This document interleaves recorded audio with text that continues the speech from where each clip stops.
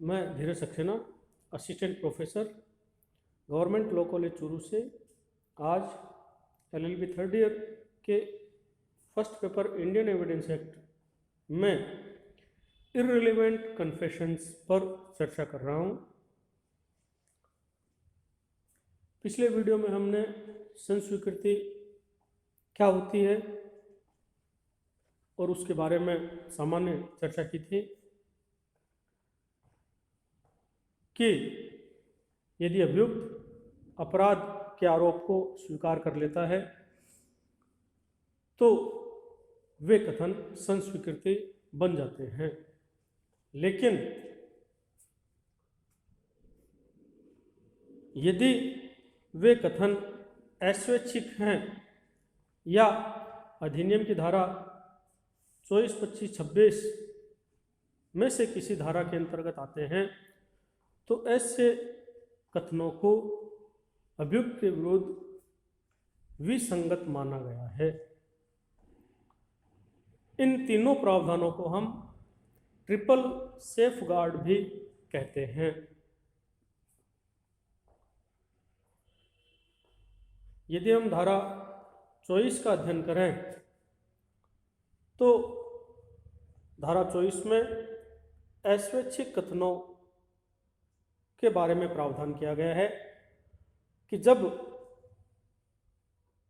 अभियुक्त को उत्प्रेरणा, धमकी या वचन दिए जाने के बाद यदि अभियुक्त ने कोई कथन किए गए हैं तो वे संस्वीकृति जो है वो कार्यवाही में विसंगत होती हैं। लेकिन उसके लिए न्यायालय को यह प्रतीत होना चाहिए कि अभियुक्त को कोई उत्प्रेरणा, धमकी या वचन जो है वह दिया गया है। अब उत्प्रेरणा का अर्थ क्या होता है तो यह आप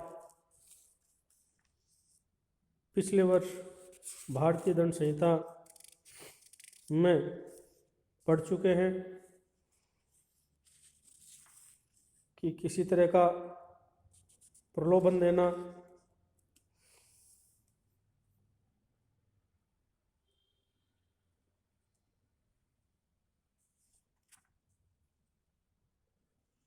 अभियुक्त को किसी तरह की धमकी देना जिसमें अभियुक्त ने यदि अपराध स्वीकार नहीं किया तो उसके विरुद्ध कार्रवाई की जाएगी, या अभियुक्त यदि अपराध स्वीकार कर लेता है तो उसे माफ़ी प्रदान की जा सकती है। तो ये दोनों ही तरह की चीज़ें जो हैं वो धारा 24 के अंतर्गत आती हैं। ये जो उत्प्रेरणा, धमकी और वचन हैं ये प्रत्यक्ष भी हो सकते हैं, अप्रत्यक्ष भी हो सकते हैं, किंतु ये जो उत्प्रेरणा और धमकी और वचन हैं ये अभियुक्त पर लगाए गए आरोप के संबंध में ही होने चाहिए। अगर अभियुक्त पर लगाए गए आरोप के संदर्भ में नहीं है तो धारा 24 के प्रावधान लागू नहीं होंगे। साथ ही साथ ऐसी उत्प्रेरणा या धमकी या वचन जो है वो किसी प्राधिकारवान व्यक्ति के द्वारा ही दिए गए होने चाहिए।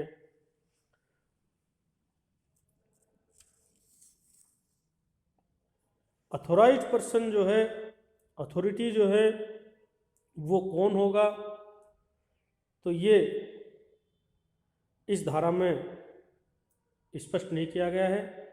लेकिन सामान्य तौर पर यदि हम देखें तो अभियुक्त व्यक्ति पर जो भी व्यक्ति प्रभाव रखता है, जो व्यक्ति उसके शारीरिक या मानसिक स्थिति को कंट्रोल करने की पोजीशन में है, वह व्यक्ति प्राधिकारवान व्यक्ति कहा जाता है। अब वह यदि स्टूडेंट है तो प्रिंसिपल, यदि कोई कर्मचारी है तो उसका उस अधिकारी, कोई कंपनी का सेवक है तो कंपनी का प्रबंधक,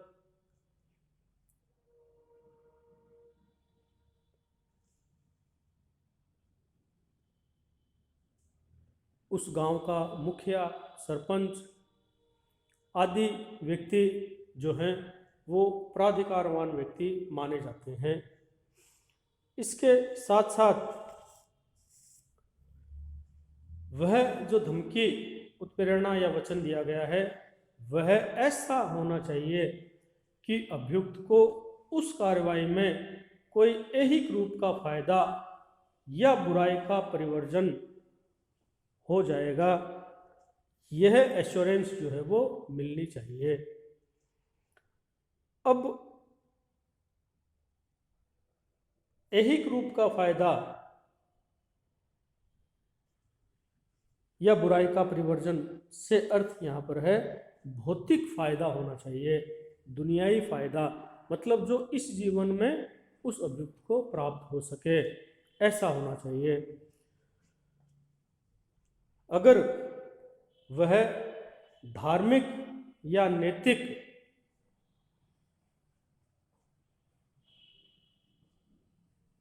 प्रकृति की धमकी या उत्प्रेरणा है तो वह इस धारा 24 के अंतर्गत नहीं आती है। जैसे हम ये कहें, अभियुक्त को सामान्यतः कहा भी जाता है कि ईश्वर सब देख रहा है, आपने जो किया वो आप भी जानते हैं और ईश्वर भी जानता है, तो आप अंत समय में अपने ईश्वर के सामने कैसे मुँह दिखाओगे, इसलिए आज जो है वो सत्य बोलो। गीता पर हाथ रखकर शपथ भी दिलाई जाती है। तो यह जो उत्प्रेरणा है, इसे हम उत्प्रेरणा की श्रेणी में ना रखकर प्रेरणा की श्रेणी में रखे हैं। सद्प्रेरणा है ये। तो एक अपराध वह कर चुका है, अब झूठ बोलकर दूसरा अपराध क्यों कर रहा है? तो ये जो प्रेरणा है वह उत्प्रेरणा में शामिल नहीं होती है।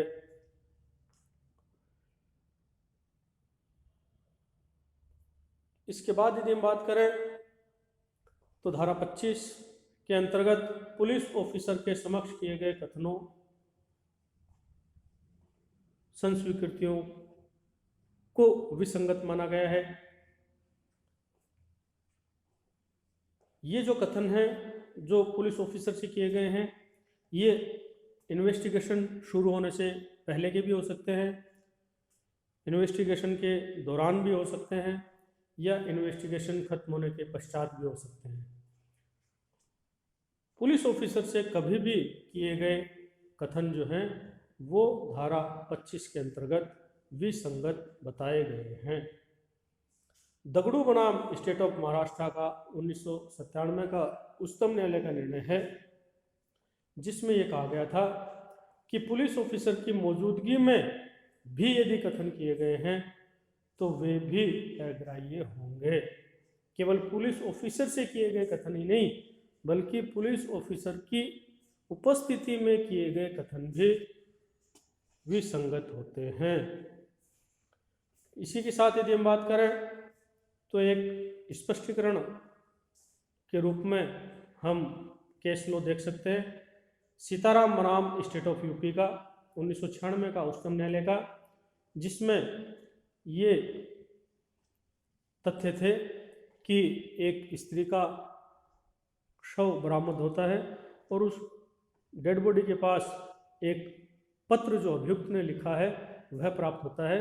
उस पत्र में पुलिस अधिकारी को संबोधित किया गया है और अभियुक्त ये कहता है कि ये अपराध मैंने किया है, हत्या मैंने की है और मैं कुछ दिनों पश्चात आपके समक्ष स्वयं आत्मसमर्पण कर दूंगा। यह पत्र जो है वो न्यायालय में पेश किया जाता है, लेकिन पुलिस अधिकारी को संबोधित किए जाने के बावजूद भी उच्चतम न्यायालय कहता है कि यह जो पत्र है वह ग्राह्य है, क्योंकि पुलिस अधिकारी की मौजूदगी में नहीं लिखा गया और पुलिस अधिकारी से वे कथन नहीं किए गए थे। पुलिस ऑफिसर कौन होगा? तो यह माना जाता है कि पुलिस पटेल, चौकीदार, कांस्टेबल, हेड कांस्टेबल, कमिश्नर, आबकारी अफसर, ये सब जो हैं पुलिस अधिकारी धारा 25 के अंतर्गत माने गए हैं। किंतु कस्टम ऑफिसर जो है वो धारा 25 के अंतर्गत पुलिस ऑफिसर नहीं माना गया है। यह वल्लभ दास बनाम कलेक्टर 1965 का उच्चतम न्यायालय का निर्णय है, जिसमें यह तय किया गया था कि कस्टम ऑफिसर जो है वो धारा 25 के अंतर्गत पुलिस अधिकारी नहीं है। इसके बाद यदि हम बात करें तो अधिनियम की धारा 26 में यह प्रावधान किया गया है कि पुलिस अभिरक्षा के दौरान किए गए कथन जो हैं वो विसंगत होते हैं।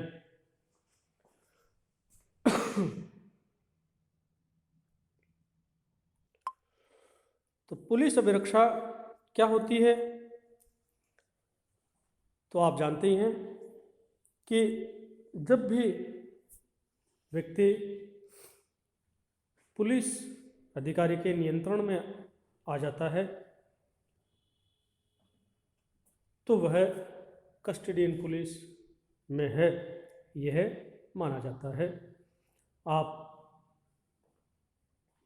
क्रिमिनल प्रोसीजर कोड में सेक्शन 41 से 60 तक अध्ययन कर चुके हैं और आप भली भांति जानते हैं कि पुलिस अभिरक्षा से अर्थ यहाँ पर अभियुक्त पर पुलिस का प्रत्यक्ष या अप्रत्यक्ष नियंत्रण है। प्रत्यक्ष नियंत्रण में हम हथकड़ी लगाना, रस्सी से बांधना आदि, और अप्रत्यक्ष नियंत्रण से अर्थ यहाँ पर बिना हथकड़ी या पुलिस रस्सी के पुलिस अधिकारी के साथ में यदि अभियुक्त है तो वह पुलिस के नियंत्रण में है, यह माना जाता है। यहाँ पर पुलिस थाने में जो लॉकअप है वह भी शामिल है। लेकिन एक बात का आप ध्यान रखेंगे कि जो न्यायिक अभिरक्षा है, जुडिशियल कस्टडी, वह पुलिस अभिरक्षा नहीं मानी जाती और साथ ही साथ न्यायालय में जो हवालात होती है वह भी धारा 26 के अंतर्गत पुलिस अभिरक्षा में नहीं माना जाता है। हालांकि उसके बाहर पुलिस का पहरा होता है, लेकिन फिर भी उसे धारा 26 के अंतर्गत पुलिस अभिरक्षा में नहीं माना जाता, क्योंकि वह न्यायालय की अभिरक्षा में है। और इस दौरान यदि कोई कथन किए जाते हैं तो वे संस्वीकृति के रूप में सुसंगत होंगे। तो धारा 25 और धारा 26 में पुलिस अधिकारी से किए गए कथन और पुलिस अभिरक्षा में किए गए कथनों को विसंगत क्यों माना गया है? तो इसके पीछे एक थ्योरी है जिसको एक वाद में भी तय किया था। सम्राज्ञी बनाम बाबूलाल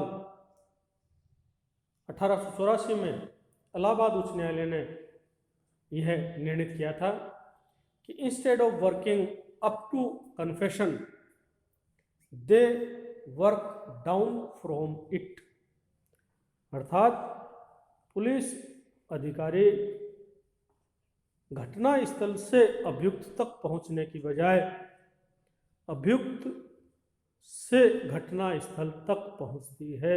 ये एक सामान्य टेंडेंसी भारत में पुलिस प्रक्रिया की मानी जाती है कि अपराध होने पर पुलिस सबसे पहले अभियुक्त को पकड़ती है और अभियुक्त से, जिसे हम थर्ड डिग्री भी कहते हैं, के माध्यम से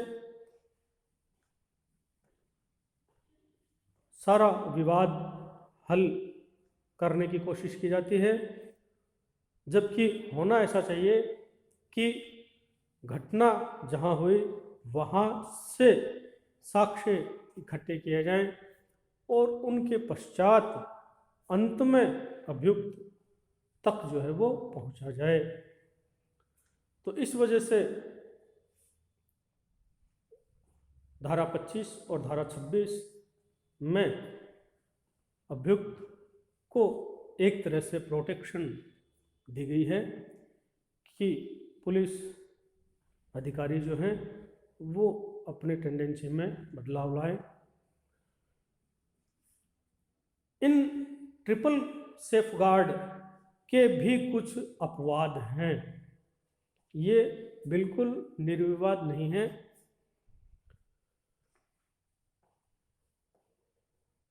यदि हम धारा 26 का ही अवलोकन करें कि पुलिस अभिरक्षा के दौरान किए गए कथन विसंगत होंगे, किंतु यदि मजिस्ट्रेट की साक्षात उपस्थिति में यदि अभियुक्त ने कोई कथन किए गए हैं तो वे संस्वीकृति के रूप में विसंगत नहीं होंगे।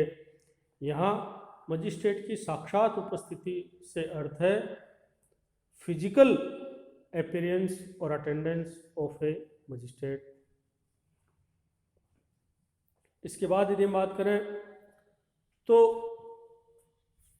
धारा 27 जो है वह यह प्रावधान करती है कि अभियुक्त द्वारा प्रदान की गई जानकारी से यदि कोई तथ्य प्राप्त होते हैं, यदि कोई रिकवरी पुलिस अधिकारी करते हैं तो वे सुसंगत हैं।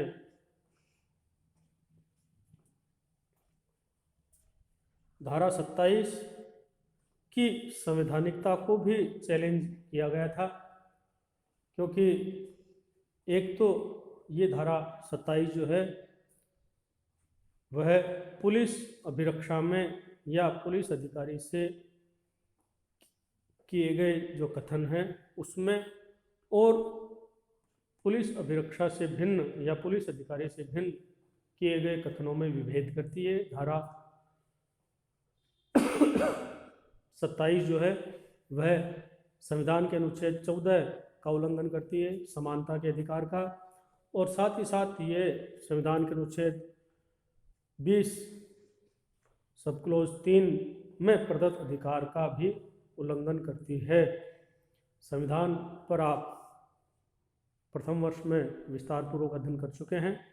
20(3) में आत्माभिशंसन का अधिकार दिया हुआ है कि किसी भी व्यक्ति को उसके विरुद्ध साक्ष्य देने से मजबूर नहीं किया जाएगा, किंतु देवमन उपाध्याय के बाद में 1960 में उच्चतम न्यायालय ने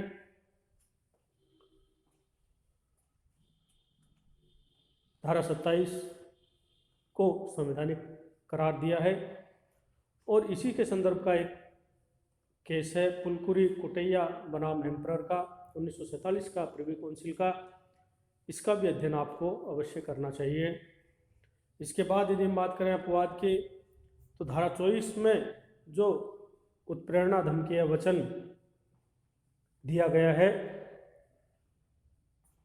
उसका यदि प्रभाव दूर होने के पश्चात यदि अभियुक्त कोई कथन करता है, संस्वीकृति करता है, तो वे धारा 28 के अनुसार सुसंगत माने गए हैं।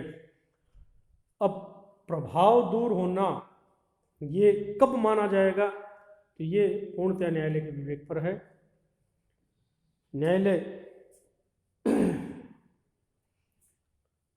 को जब भी ये प्रतीत हो, ये हम पहले भी बात कर चुके हैं कि जब भी मजिस्ट्रेट अभियुक्त के कथन को अभिलिखित करता है, संस्वीकृति को अभिलिखित करता है, तो अभियुक्त को चेतावनी देता है और साथ ही साथ अभियुक्त के स्वेच्छा से किए जाने के बारे में संतुष्ट हो जाता है। यदि मजिस्ट्रेट को थोड़ा भी ये लगता है कि अभियुक्त प्रेशर में है, मानसिक रूप में स्वतंत्र नहीं है, तो वह पुलिस कस्टडी की बजाय जुडिशियल कस्टडी को प्रेफर करते हैं और सामान्यतः 2-3 दिन के पश्चात अभियुक्त को पुनः न्यायालय में बुलाया जाता है और न्यायालय फिर उसकी उत्प्रेरणा धमकी या वचन का प्रभाव दूर होने के बारे में संतुष्ट होता है। तो यदि उसके पश्चात कोई कथन किए जाते हैं तो वे धारा 28 के अंतर्गत सुसंगत माने गए हैं।